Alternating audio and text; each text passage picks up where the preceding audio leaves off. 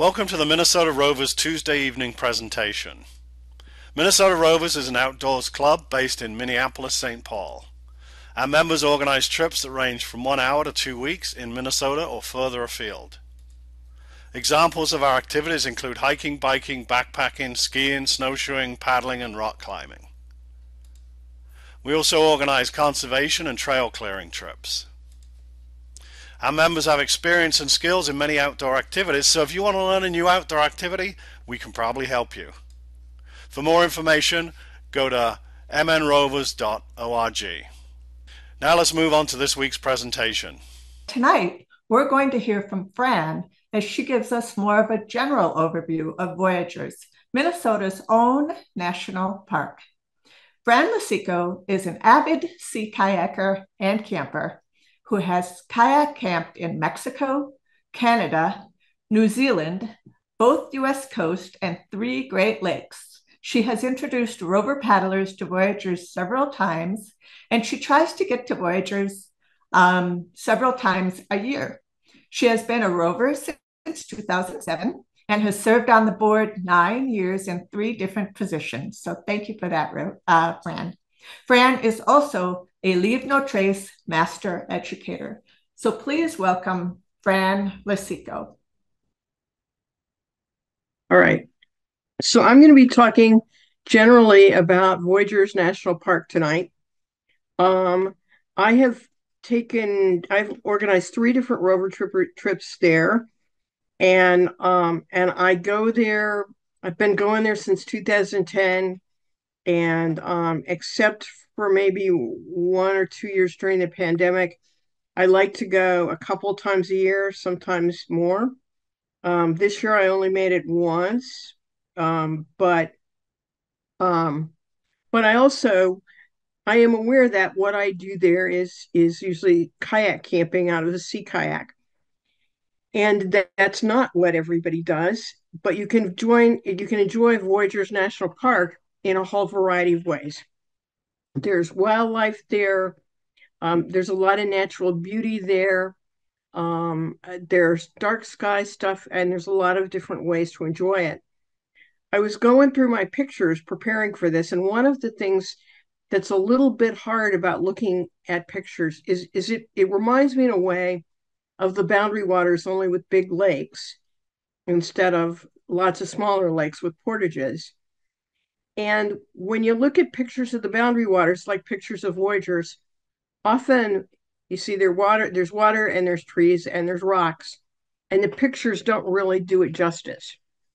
I'm also not going to dwell a whole lot on kayak stuff, although there'll be a few kayak pictures in here, of course. But I'm going to talk about the variety of ways that you can experience it, whether or not you're kayak camping or in a houseboat or just going in backpacking or whatever. Voyageurs has several big lakes, and it's got a bunch of different places that you can go in. What they mostly have in common is that you have to access it by water. A little bit about Voyageurs National Park. 40% of the area in the park is water. It's west of the Boundary Waters, and essentially it's a lot like the Boundary Waters, except in the Boundary Waters you have lots of little lakes with portages in between. And in Voyageurs, you have 4 really, really large lakes. You have Rainy Lake, which is the biggest one. You have Kabetogama, Namakan, and then Sand Point Lake, which connects with Crane Lake. Voyageurs has rocks underlying it that are 2.6 to 2.8 billion years old, among the oldest that you're going to find. These are hugely old. They were formed by earthquakes and volcanoes, and then later dug out by glaciers. So this is a map of Voyageurs, and you can kind of see, that down towards, if you were to go off the right, if you're going to go off the right to the east, you would be in the Boundary Waters. At the eastern end, you have Sand Point Lake, which is fairly narrow. You have Namakan.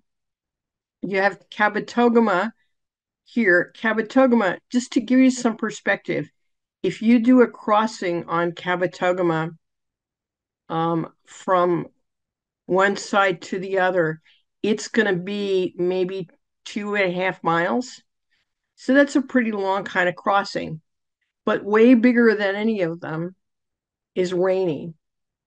Rainy is huge, and it goes along the Canadian border.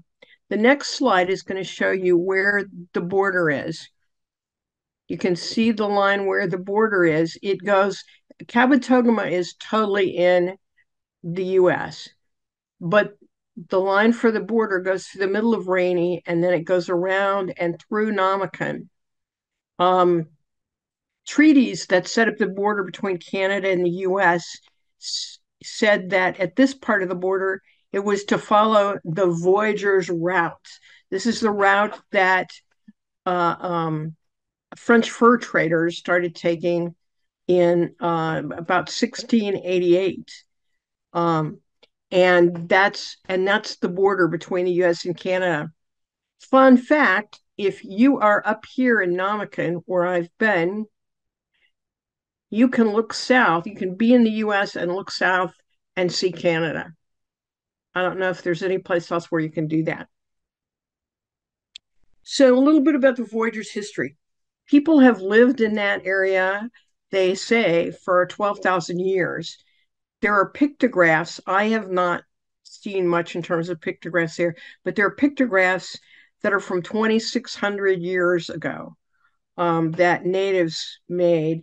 And often they were pictographs of animals kind of indicating where it was a good hunting or fishing spot.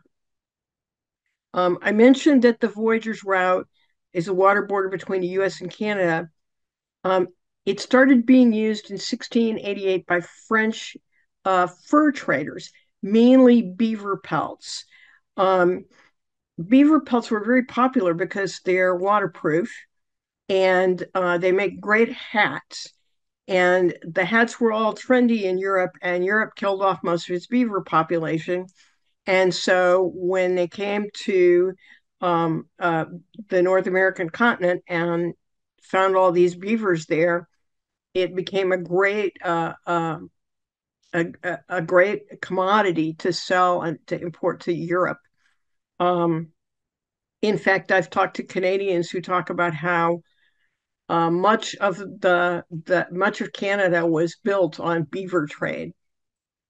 The Voyageurs area has been affected through history, though, way after that. In the 1880s and 1890s, they started doing lots and lots of logging. They had trains that were able to bring it out. They had sawmills that were powered by water. And we'll talk a little bit about Kettle Falls and some of that in a few minutes. But so logging became a huge industry in this area. There was also a mini gold rush. There was a place where they found gold in 1893. It's pretty much petered out by 1901, but there was a little bit of a gold rush in Minnesota. Fishing was also a serious business. There was a lot of commercial fishing between 1890 and 1923. In 1923, commercial fishing in Voyageurs was banned. And so it was just mom and pop operations. And I'll tell you a little bit about that as we go on. There are actually some historic fish camps that you can still visit. And there's one campsite that's at a historic fish camp, the Torrey Fish Camp. Another industry that came out of Voyageurs is ice harvesting. Back when we didn't really have refrigerators, people used large blocks of ice in ice boxes and ice houses to keep things chilled. And they would harvest huge blocks of ice from the lakes in Voyageurs. There was a big, more of a mom and pop kind of resort industry there in the 50s to about 1975. All of these things that I'm mentioning, you can find some remains of, and I'll mention a little bit about that as we go along. I'll tell you where some of those things are. In 1975, Voyageurs became a national park. At that point, some people gave their private property over to the park. Others kept private property with the caveat that it would go to the park upon their death or within some years after their death. And more of that land is absorbed in some of those buildings being removed as people pass on. And as that property changes hands, it becomes part of the park. So there's a lot of ways to experience the park. I know that I've talked to people and they say, well, but there's motorboats. It's not really like the Boundary Waters, and there's houseboats, and there's other people who say, well, it's not as remote as some things. It depends on where you are. You can experience the park in a variety of ways. Now, most, but not all, of the access to the park is through water. And so boats are a primary way. Many people rent houseboats, and some of these houseboats are like really huge and have all kinds of things on them. I'll show you a couple of pictures in a minute. But many people rent houseboats. Some people who want to experience it all rent a houseboat and throw some canoes on top, and maybe even tow along a little runabout that they can do little day adventures on, because houseboats really suck down a lot of gas, and gas is expensive. If you are in a houseboat staying on Voyageurs, there are special houseboat campsites. You can't pitch a tent, you can't camp on them, but you can go in and have a picnic table and a fire ring and usually a toilet in the woods someplace. So you can do that by houseboat. You can do it by kayak, as I've done, and you can do that just a little bit, or you can do it a whole lot.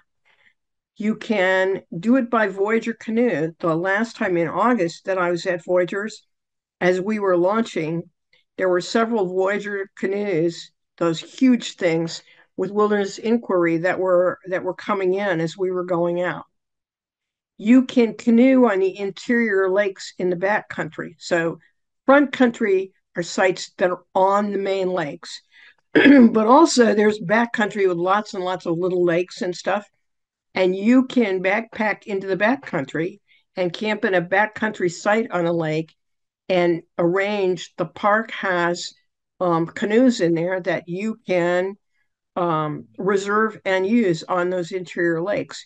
You can't take boats back to the boats from the main lakes or personal boats back to those backcountry areas because they don't want those interior lakes to be exposed to invasive species, but you can use a canoe there.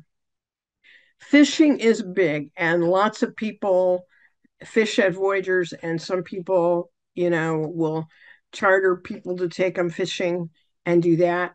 There's also big fancy tour boats, and you see those at a few of the heavily used sites, points of interest. There's more than 900 islands in the park, and many places you can camp on an island all by yourself, which is pretty cool. So water is a primary way to experience the park.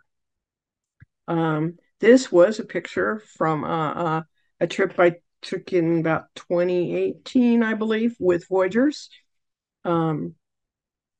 These are some Voyager canoes with a lot of people in them. This isn't a shot that I took. I just pulled this one off the internet. But these canoes can be up like 24 feet long, and they're the types of boats that were used by fur traders. They were large, and they loaded them heavily with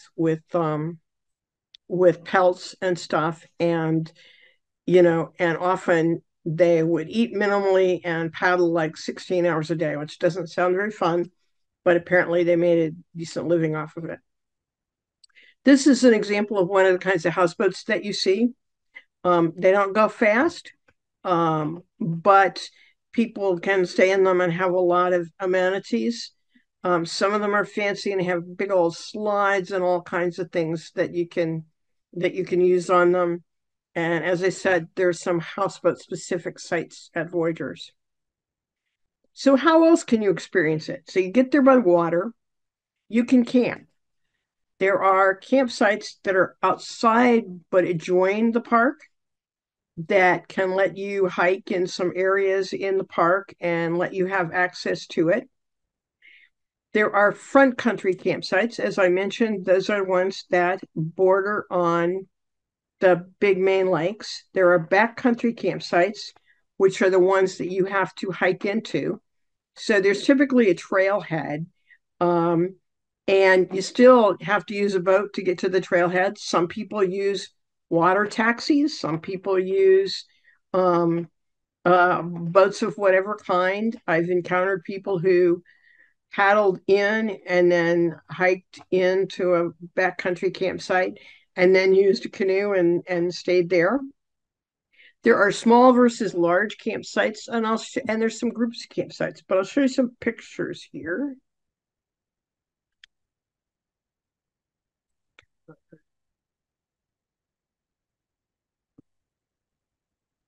Really doesn't want to advance. There we go. So this is a typical, I think this is a smaller campsite. The small campsites all have a fire ring. They have a picnic table, and they have two bear lockers and two tent pads. Um, it's really nice to have bear lockers. You don't have to worry about hanging your stuff. It maybe keeps the bears from hanging out too much at campsites. I have never had issues with bears there. Um, it also is an additional surface for setting up and doing your cooking on. Um, Sometimes the bear lockers get really heated up, and there's no guarantee that you won't have little rodents find their way in between little cracks. But still, they're a pretty nice thing. This is a landing at one of the backcountry sites on a lake called Locator Lake. Now, things are set up so that you can actually hike in, camp at the site, use a canoe, and use the canoe to travel around to some other sites within the interior and in the more remote lakes there. You can even portage them. You can do a lot of that kind of stuff. So you can get far, far away from anybody in these interior lakes. It's pretty cool. Um, the At the campsites, they have tent pads. The tent pads are really quite solid, quite flat, and this one just has one tent on them, but they will accommodate two small tents or a really big tent. Some people opt to use hammocks, and usually finding trees at the campsites and Voyageurs is not a problem. So lots of people do the hammock camping too. This is a large campsite. This place is called the Tory Fish Camp. And one of the things you'll see here is that there are a lot of rocks, and it doesn't look like a great place to land a kayak. Uh, some of the when you look at the campsites in the campsite directory, you can either go online and actually see pictures of every single campsite, or you can read descriptions which come with some of the maps of Voyageurs. So you can know, for example, if the landing is a sand landing, if it's a rock landing, if it's a dock, or what kind of landing it is, which really helps in terms of your planning when you're reserving your campsites. Tory Fish Camp is kind of cool because this wasn't where the actual fish camp was, but a guy named Emil Tory set up for Tory Fish Camp in the 20s or 30s, and he in the 20s, I believe, and he married a woman who came over, essentially a mail order bride kind of deal from Finland, and Lillian, and she lived there at the fish camp with him, even though it was remote. And then in the 50s, Emil died, And Lillian stayed on at the fish camp, and she fished and she gardened and she raised rabbits, I think. Um, this at Torrey Fish Camp, this is on an island, Kubel Island, and the landing for kayaks is actually this wonderful sand island, the sand landing, although you have to walk, like a quarter mile and tote all your stuff up to the campsite itself. But there's also a trail that goes around the island where you can find the remains of Lillian's old cabin, and you can also find some of her gardens, some of which were vegetable gardens and some of which were flower gardens. So it's kind of interesting. It's interesting to think of spending 30 years living on an island essentially alone. But that's what she did. So anyway, Torrey Fish Camp is a really nice campsite. It's a large one. It's got 2 picnic tables, 4 bear lockers, and 4 tent pads. So even if everybody wants their own tent, it's pretty accommodating for a group of 8, or if some people even want to bring hammocks. The small campsites, you need to have at least one, and you can go up to 9. The large campsites is still 1, but you could go up to 16 people in the park regs. There are 2 large group sites that have, like, I don't know, 8 tent pads and a whole bunch of bear lockers. One is on Cabotagama and one is on Rainy, and they even have accommodations for disabled people to get in and out of boats and kayaks on a dock. So they're pretty nice. I've never stayed at one, but I know people who have for big group kinds of events. So those are some of the kinds of camping accommodations. The only deal is that you have to reserve the campsites in advance. And I'll talk a little bit more about that in a minute. So what else can you experience? Dark skies. Now, I'm not going to talk about dark skies because Jesse's going to be here next week to talk about it. I can tell you, though, that some people have seen stunning northern lights from Voyageurs. I haven't been fortunate enough to, but I know other people who have. Some people, I was there in August at the peak of the Perseid meteor shower. And I woke up at 3 in the morning and took a tarp down and a pillow and a blanket and laid down on the beach.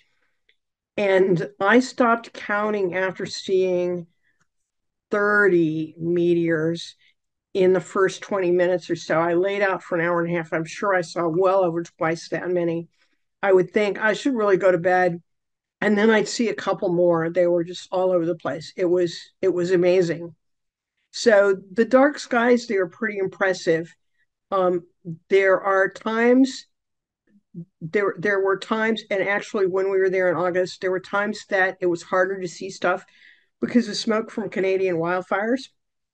But I've often been there when there were so many constellations, it was hard to sort them out. It was almost overwhelming. So that's pretty cool.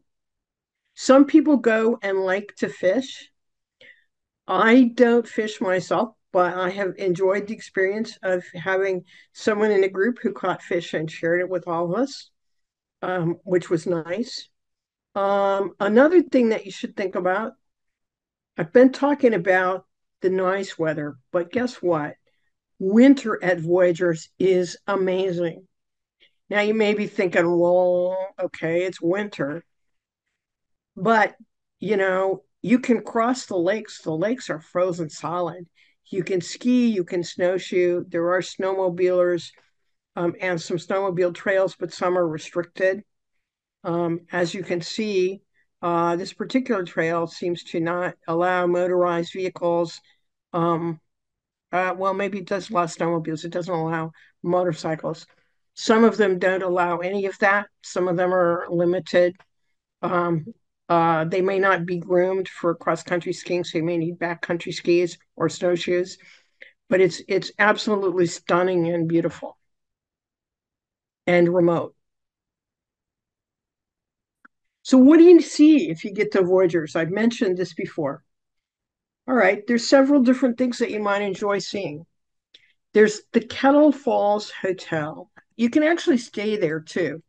It doesn't have a tremendous number of rooms, and it's kind of an older building. But the Kettle Falls Hotel, which is at Kettle Falls, which is kind of between Namakan and Rainy Lake, it it started it basically while there was a sawmill operation and logging there, and there's some little cabins there that they actually rent out, which as I understand it, legend has that this is where the women stayed who were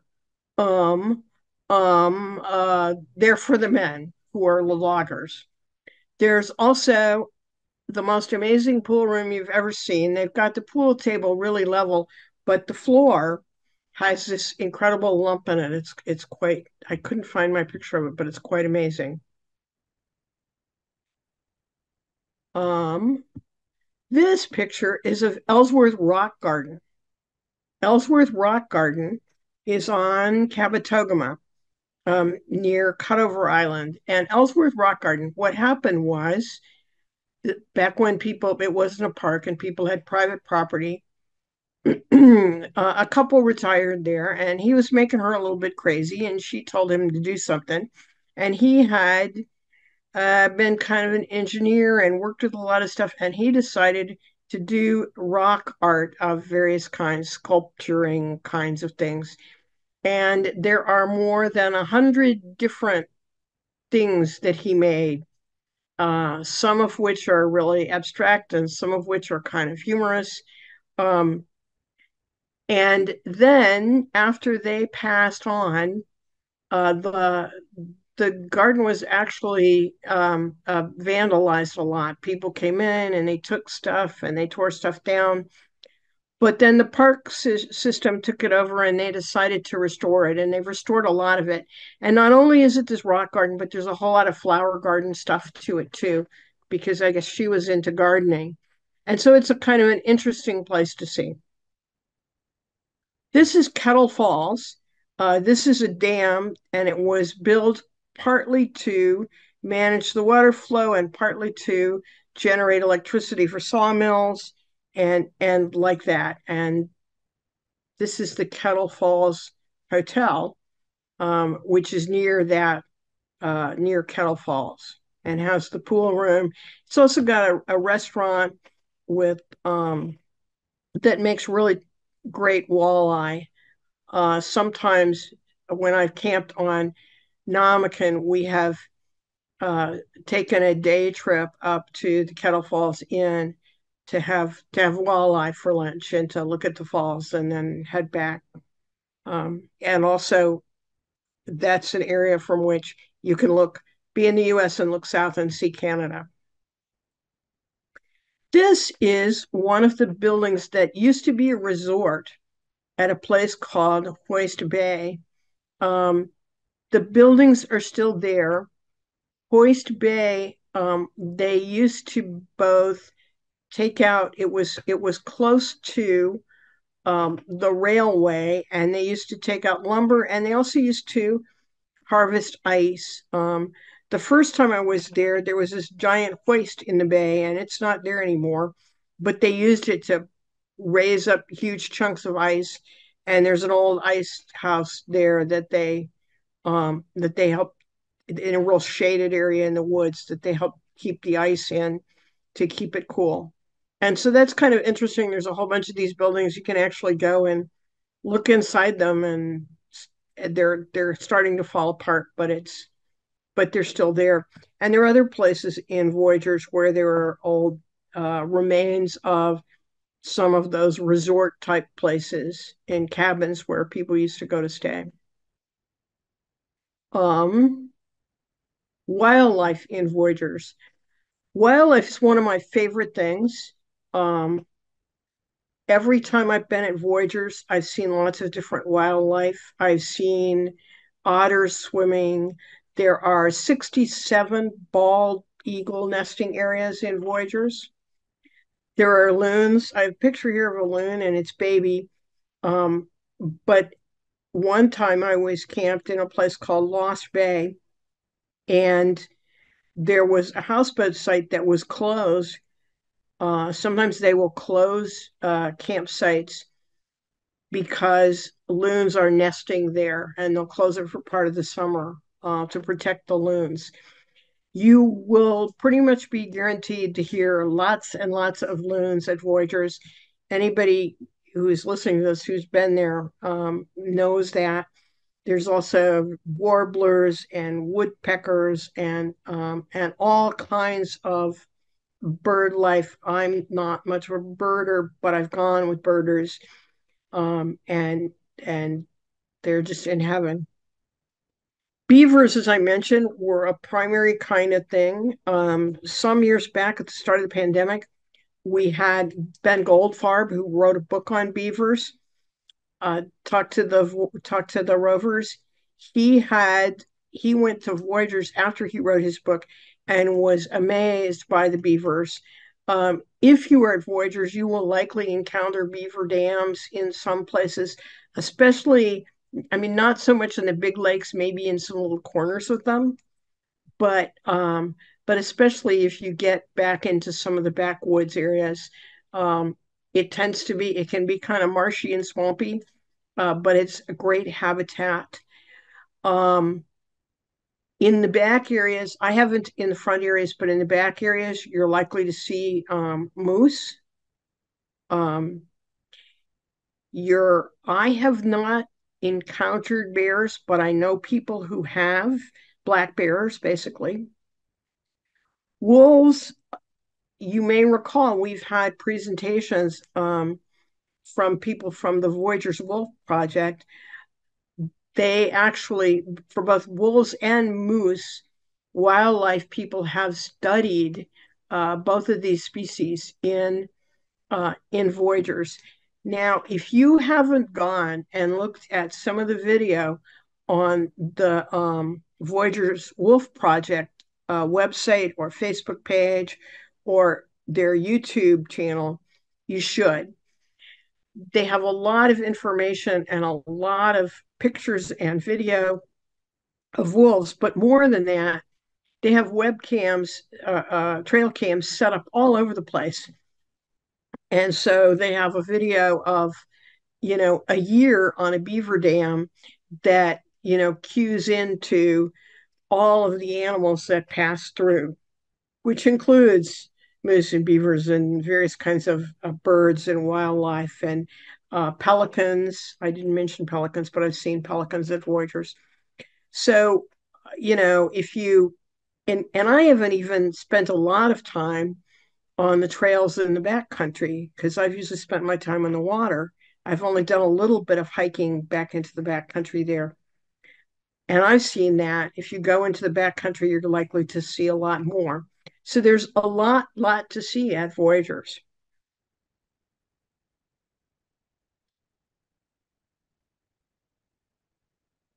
So let's talk about the logistics. There are a lot of different ways that I've mentioned to see Voyageurs.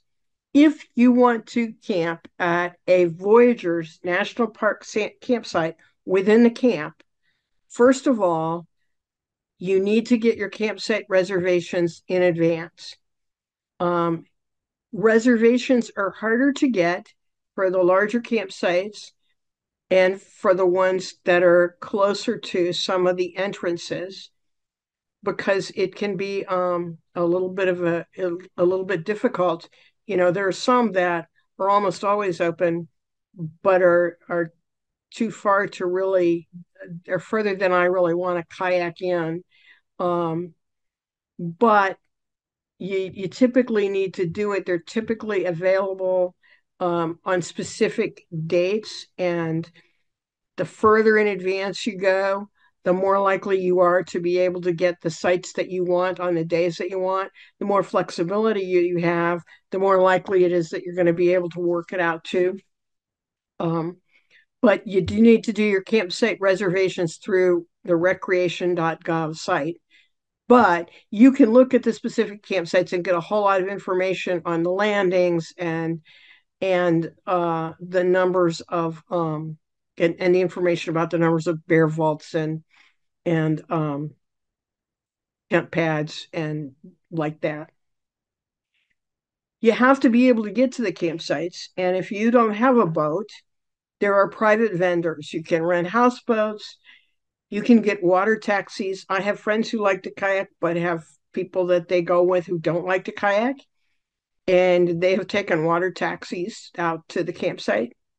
Um, and so those are options that you can go through private vendors. If you don't want to actually be in the park itself, there's some nearby private campgrounds. Ash River has a campground, and I've camped there actually. So it's about a 4.5 hour drive up. And if you want to launch early in the morning, what you probably want to do, or you at least want to start packing your boat, it usually takes a good hour and a half, 2 hours to pack a boat for a 5-day trip. So we will either get a hotel or stay at a campground. And Ash River, there's a campground that's not very far from the Ash River entry into Voyageurs. There's also a wooden frog campground at Cabotogama State Park. Some people choose just to stay at a campground near Voyageurs and hike into some areas or do things like that. You can also, but I think they're booked out a ways in advance, book rooms at the Kettle Falls Inn that I showed you. I also know people who've done what they call the circle tour, who have paddled all the way around through the lakes. There's a portage between Cabotogama and Rainy, and they've had a rest day and stayed in a room at the Kettle Falls Inn too. So those are some of the logistics that you need to think about. You also should think about, uh, you know, technically, um, if you don't have a passport, you shouldn't do a landing in Canada. I don't see many people running around watching over that closely. Um, but I always keep that in mind. I've also had people with cell plans where they use their phone someplace where they could get cell service, which is spotty depending on where you are in Voyageurs, and they've ended up with roaming charges because it bounced off a cell phone tower in Canada. And so there are things that you need to think about just about the fact that you're on the border there. Um, so you want to plan this some advance. One thing that I do want to mention, and I'm sure people will ask about, is in addition to all that other wildlife, you are in an area that is sometimes has swampy wetlands, and so in the summer it can be very buggy. There have been times that I've been there that the bugs have been horrendous, and we've put up a bug shelter, and I've taken a bug jacket and lots of stuff for bugs. There are times, and it's not just mosquitoes, sometimes it's black flies. But when we were there in August, we took a bug shelter and I took a bug jacket, and I never even got them out, and I never even really put on any bug stuff. And that's even though I laid out on a beach in the middle of the night, watching a meteor shower. So it just kind of depends. If you're there in the spring and early summer, if it's been raining a lot, it's going to be buggy. August is not so bad. Fall is a great time to go there. The days are shorter and it's cooler, but it's a great time to go there. I have gone there as early as the second weekend in May. Um, I did that one year, and the first night it snowed, but by the time we were leaving, there were thunderstorms in it, and it actually hit 90 degrees, and we were only there like 5 days. The following year, we had campsite reservations, or we were trying to go that same weekend, and there was still a foot and a half of ice, and so there was no way you can go. So you have to pay attention to what's happening with the weather, and you also want to pay attention to the bugs. Um, but those are just a few of the highlights. It's a great place to go. It's our own national park. The park also has 3 visitor centers and has lots of programs. And Jesse will tell you next week all about the dark skies programs, which are pretty impressive. They went to a lot of work to get certified by the International Dark Skies people as a dark sky area. Um, Although, I mean, it even before it was certified as that, it was a great place for nighttime viewing of the sky. And this is just another shot. Sometimes people go, well, it's water and it's rocks and it's trees. And my thoughts about that are, yeah, it's water and it's rocks and it's trees. But when you are immersed in it, it is just a wonderful experience. So I'd encourage everybody to think about how they might want to enjoy Voyagers, and if you want to try kayak camping, I'm planning on doing more of that with the Rovers and on my own next summer. So talk to me about it. There is at least one sea kayak in the Rovers gear locker, and there are ways to access others. So that's it. I am going to stop sharing and see if people have questions.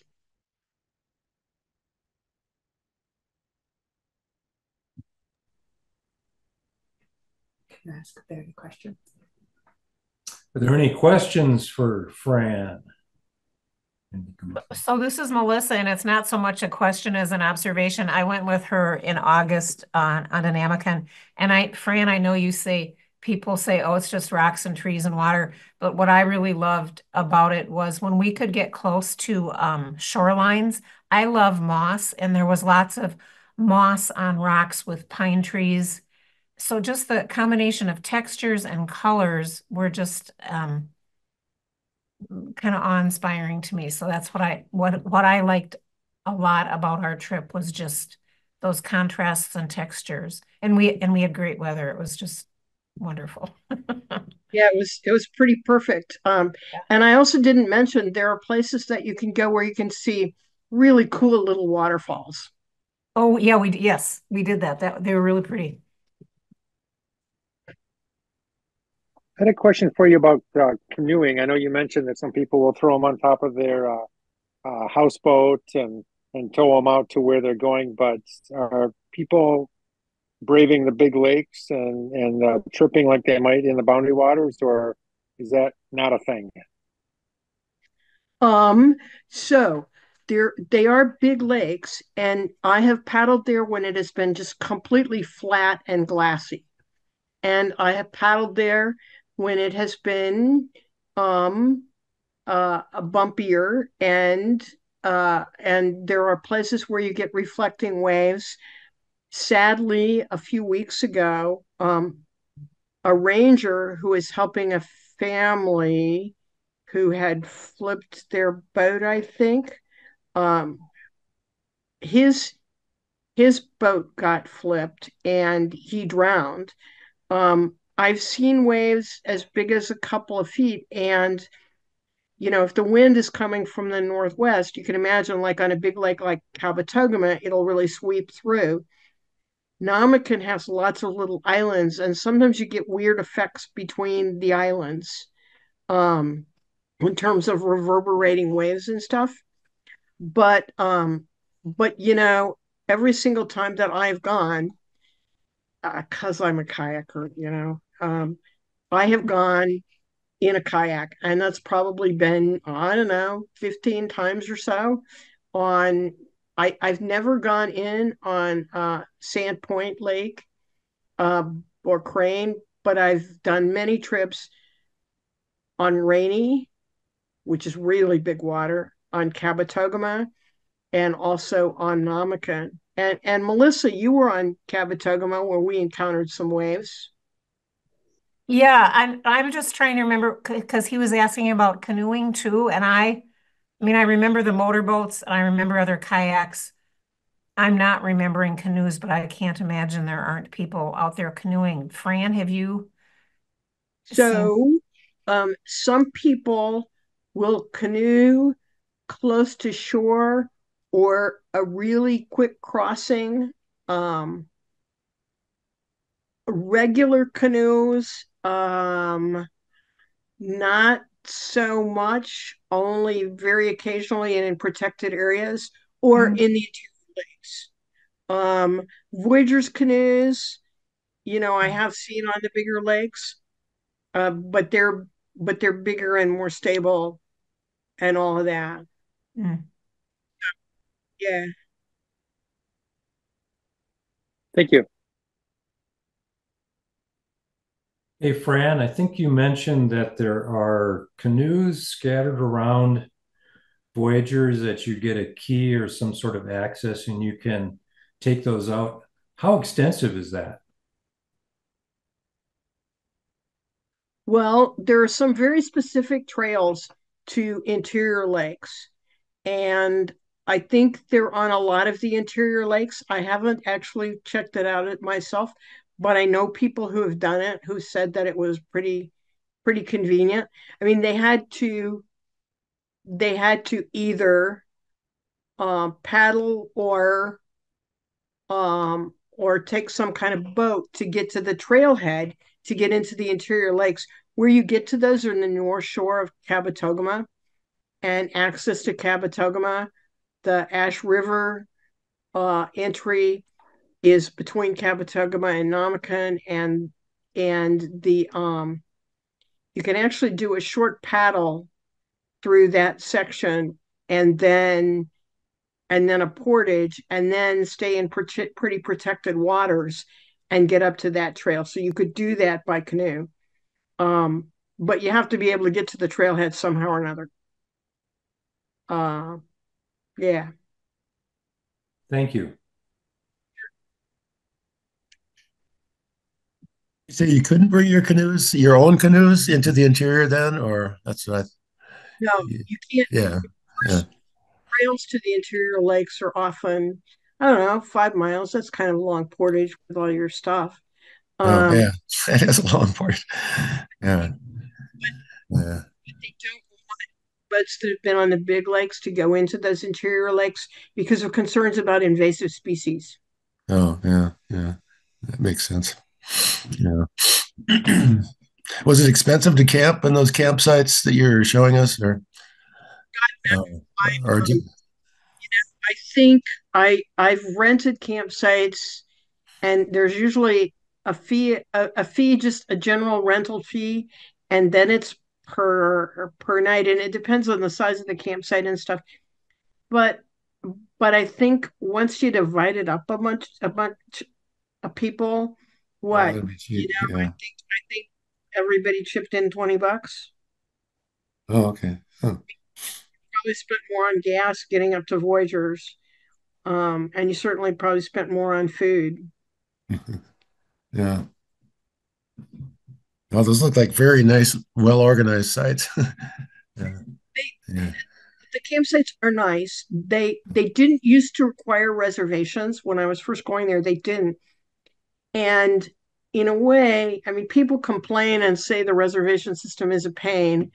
Um, but but as a kayaker, I had a number of times where I had my thoughts set on several particular campsites, and I would get close, and a motorboat would go zooming by and take it, which is really annoying. When I paddled, 6 hours, but um, but but at that time they did allow camping at non-designated sites, just wherever, but you had to practice leave no trace stuff. Um, Now you can't do camping at non-designated sites, but the sites are mostly pretty nice. I mean, it varies a little bit. There's and there's sites where the trip to the throne in the woods is interesting at best. One where you had to climb up a whole bunch, and it's a little bit difficult to navigate in the middle of the night. They're a good distance from the where the camp is, which is good, but it means you may have to navigate it in the middle of the night. But whatever.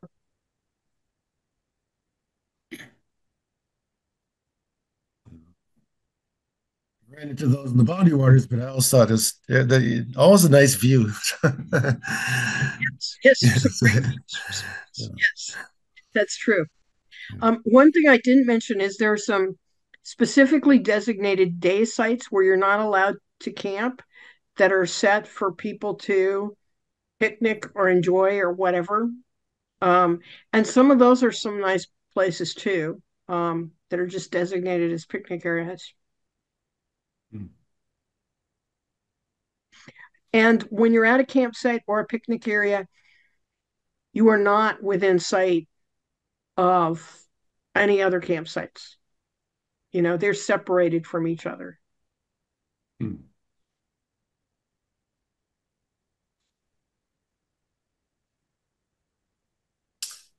Any other questions out there? Is it really expensive to stay at that hotel? I don't know what it costs to stay at the Kettle. Somebody had talked about it in one of the Rover talks, and I thought it was quite reasonable. And I think, yeah, it wasn't really what you think. Don't remember though what exactly was. Yeah. Maybe pretty reasonable. Yeah, I don't know.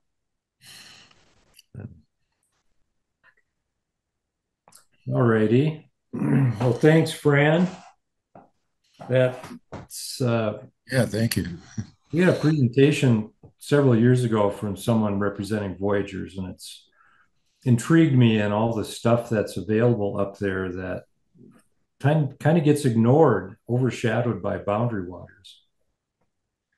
Well, it does. And part of the appeal for people who are sea kayakers is that in the boundary waters, you have a lot of portages, and kayaks are a pain to portage because you have to unload and load them. Um, and in a canoe, you basically you have your Duluth pack and you have it's not so complicated, but kayaks, you usually pack a whole bunch of little dry bags in. Well, that ends our presentation for the evening. Thanks for watching this Minnesota Rovers presentation. If you want to see more, please click on the link to our channel or the subscribe button below. Thank you.